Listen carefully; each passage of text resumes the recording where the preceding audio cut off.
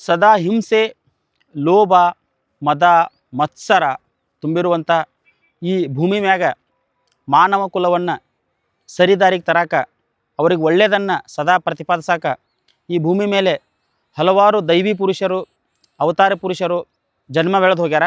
ಅಂಥವರಲ್ಲೇ ಭಗವಾನ್ ಮಹಾವೀರರೊಬ್ಬರು. ನಮಸ್ಕಾರ. ದೃಶ್ಯವೇದಿಯ ಭಗವಾನ್ ಮಹಾವೀರ ಜಯಂತಿ ವಿಶೇಷ ಸಂಚಿಕೆಗೆ ತಮಗೆಲ್ಲರಿಗೂ ಸ್ವಾಗತ.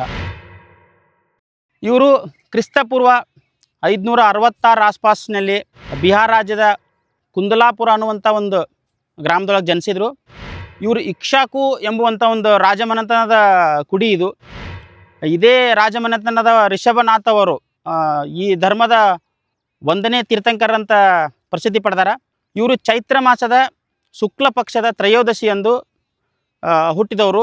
ಒಂದು ಸತ್ಯವನ್ನು ಅರಿಬೇಕು, ಒಂದು ತಮ್ಮನ್ನು ತಾವು ತಿಳ್ಕೊಬೇಕು ಅನ್ನೋ ಉದ್ದೇಶದಿಂದ ಅರಮನೆ ಬಿಟ್ಟು ಹೊರಗೆ ಬರ್ತಾರೆ. ಸಮಾಜವನ್ನು ನೋಡೋಕೆ ಸಂಚರಿಸಕ್ಕೆ ಹೋಗ್ತಾರೆ. 12 ವರ್ಷ ಸತತವಾಗಿ ಹಿಂಗೆ ಸಂಚರಿಸಿಂದ ಒಂದು ಕಡೆ ನೆಲೆ ನಿಂತು ಸತತವಾಗಿ ಒಂದು ಕಠಿಣ ತಪಸ್ಸನ್ನು ಮಾಡಿದಾಗ ಅವರಿಗೆ ಜ್ಞಾನೋದಯ ಆಗ್ತೈತಿ. ಅದನ್ನು ಅವ್ರ ಜನರಿಗೆ ಉಪದೇಶ ನೀಡೋ ಸಂಬಂಧ ಎಲ್ಲ ಕಡೆ ಸಂಚರಿಸ್ತಾರೆ. 12 ವರ್ಷ ಇವ್ರು ತಪಸ್ಸು ಮಾಡಿಂದ ತಮ್ಮನ್ನು ತಾವು ಜೀನನನ್ನಾಗಿ ಅವರು ಪರಿವರ್ತನೆ ಮಾಡ್ಕೋತಾರೆ.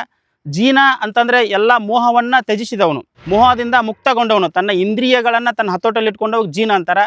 ಈ ಜೀನವನ್ನು ಪ್ರತಿಪಾದಿಸುವವರಿಗೆ, ಈ ಭಗವಾನ್ ಮಹಾವೀರರ ಅನುಯಾಯಿಗಳಿಗೇ ಜೈನರಂತ ಕರೀತಾರೆ. ಜೈನರಲ್ಲಿ ಪ್ರಮುಖವಾಗಿ 5 ನೈತಿಕ ತತ್ವಗಳದವು. ಅವ್ಯಾವಂತಂದ್ರೆ ಅಹಿಂಸೆ, ಸತ್ಯ, ಅಪರಿಗ್ರಹ ಅಂದರೆ ಹೆಚ್ಚಾಗಿ ಯಾವುದನ್ನು ಇಟ್ಕೊಳ್ಳೋಂಗಿಲ್ಲ ನೀವು, ಆಸ್ಥೇಯ ಅಂದರೆ ಕಳ್ಳತನ ಮಾಡಬಾರ್ದು, ಅನಂತರ ನೀವು ಇಂದ್ರಿಯಗಳನ್ನು ಗೆಲ್ಲುವುದು. ಇವರು ತತ್ವ ಸಿದ್ಧಾಂತಗಳು. ಇವರು ಎಲ್ಲ ಕಡೆಗೆ ಧರ್ಮವನ್ನು ಹರಡಿದರು. ಅಹಿಂಸೆಯೇ ಈ ಧರ್ಮದ ಒಂದು ಪ್ರಮುಖ ಪ್ರತಿಪಾದನೆ ಅಂತ ಹೇಳ್ಬೋದು. ಇವರು ಊಟದಲ್ಲಿನೂ ತುಂಬ ಕಟ್ಟುನಿಟ್ಟಾಗಿರ್ತಾರೆ. ಎಷ್ಟೋ ಕಡೆ ಹೊರಗಡೆ ನೋಡಿದಾಗ ಹೋಟೆಲ್ಗಳು ಹೆಸರು ಹಾಕ್ಕೊಂಡಿರ್ತಾರೆ, ಜೈನ್ ಹೋಟೆಲ್ ಅಂತ ಹಾಕ್ಕೊಂಡಿರ್ತಾರೆ. ಅಂದರೆ ಇವರು ಅಪ್ಪಟ ಸಸ್ಯಾಹಾರಿಗಳು. ಸಸ್ಯಾಹಾರಿ ಒಳಗನೆ ಇವರು ಮತ್ತು ಈ ಉಳ್ಳಾಗಡ್ಡಿ, ಬೆಳ್ಳುಳ್ಳಿ ತಿನ್ನಲಾರ್ದಂಥ ಜನಾಂಗದವ್ರು ಇವರು. ಜೈನ ಧರ್ಮ ಮುಂದೆ ಬರ್ತಾ 2 ಪಂಗಡಗಳದು. ಒಂದು ಶ್ವೇತಾಂಬರ, ಒಂದು ದಿಗಂಬರ ಅಂತ. ಶ್ವೇತಾಂಬರ ಅಂತಂದ್ರೆ ಹೆಸರೇ ಸೂಚಿಸುವಂಗೆ ಒಂದು ಬಿಳಿ ಬಟ್ಟೆಯನ್ನು ಹಾಕ್ಕೊಳ್ಳೋರು. ದಿಗಂಬರ ಅಂದ್ರೆ ವಿವಸ್ತ್ರವಾಗಿರುವವರು. ಈ ಧರ್ಮದ ಗುರುಗಳು ಪಂಡಿತರಂತ ಕರೀತಾರೆ. ಅವರು ವಿವಸ್ತ್ರವಾಗೇ ಇರ್ತಾರೆ. ಅಂದ್ರೆ ಎಲ್ಲವನ್ನೂ ತ್ಯಾಗ ಮಾಡಿ ಲೋಕದ ಪರಿಜ್ಞಾನವಿಲ್ದಂಗೆ ಅವರು ತಮ್ಮನ್ನು ತಾವು ಗೆಲ್ಕೊಂಡು ಅಡ್ಡಾಡ್ತಾರೆ. ಗುಜರಾತ್ ರಾಜ್ಯದ ಪಲಿತಾನ ಮತ್ತು ಗಿರ್ನಾರ್ ಅನ್ನುವಂಥ ಬಸದಿಗಳು ಇವರ ಪ್ರಮುಖ ಸ್ಥಳಗಳು. ಮಹಾವೀರ ಜಯಂತಿ ದಿನ ಅಲ್ಲೇ ಸಿಕ್ಕಾಪಟ್ಟಿ ಜನ ಹೋಗ್ತಾರೆ.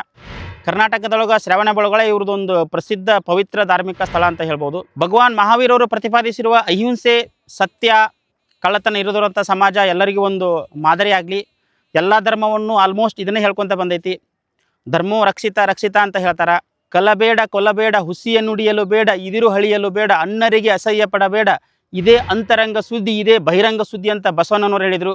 ಅಂದರೆ ಅದೇ, ಕಳ್ಳತನ ಮಾಡಬೇಡ, ಯಾರನ್ನೂ ಸುಲಿಗೆ ಮಾಡಬೇಡ, ನಿನ್ನ ಬಗ್ಗೆ ನೀ ಹೇಳ್ಕೋಬೇಡ, ದೊಡ್ಡಸ್ತನ ಮಾಡಬೇಡ ಅಂತ ಹೇಳಿದಂಗೆ. ಅಂದರೆ ಯಾರಿಗನ್ನೂ ನೀವು ಮನಸ್ಸಿಗೆ ನೋವಾಗುವಂಥ ಕೆಲಸಗಳನ್ನು ಮಾಡಬಾರ್ದು, ನಿನ್ನ ಕೆಲಸ ನೀವು ಮಾಡ್ಕೊತ ಹೋಗುವಂತ ಹೇಳಿದಂಗೆ. ಅದನ್ನೇ ಭಗವದ್ಗೀತೆಯೊಳಗೆ ಕರ್ಮನ್ನೇ ವಾಧಿಕಾರಸ್ಸೆ ಮಹಾಫಲೇಸು ಕದಾಚನ ಮಾ ಕರ್ಮ ಫಲ ಹೇತುರ್ಭೆ ಮಾತೆ ಸಂಗೋಸ್ತ ಕರ್ಮನಿ. ಅಂದ್ರೆ ನಿನ್ನ ಕೆಲಸವನ್ನೇ ನೀವು ಮಾಡ್ಕೊತ ಹೋಗು, ನ್ಯಾಯ ಅನ್ಯಾಯದ ಬಗ್ಗೆ ವಿಚಾರ ಮಾಡಬೇಡ, ನಿನ್ನ ಧರ್ಮವನ್ನು ನೀನು ಪಾಲಿಸ್ಕೊತ ಹೋಗಿ, ಆದರೆ ನಿಂಗೆ ಸತ್ಯನ ಆಗ್ತೈತಿ, ಒಳ್ಳೆಯದನ್ನ ಆಗ್ತೈತಿ ಅಂತ ಹೇಳ್ಕೊಂಡು ಎಲ್ಲ ಧರ್ಮಗಳು ಅದನ್ನೇ ಹೇಳ್ಕೊತ ಬಂದವು.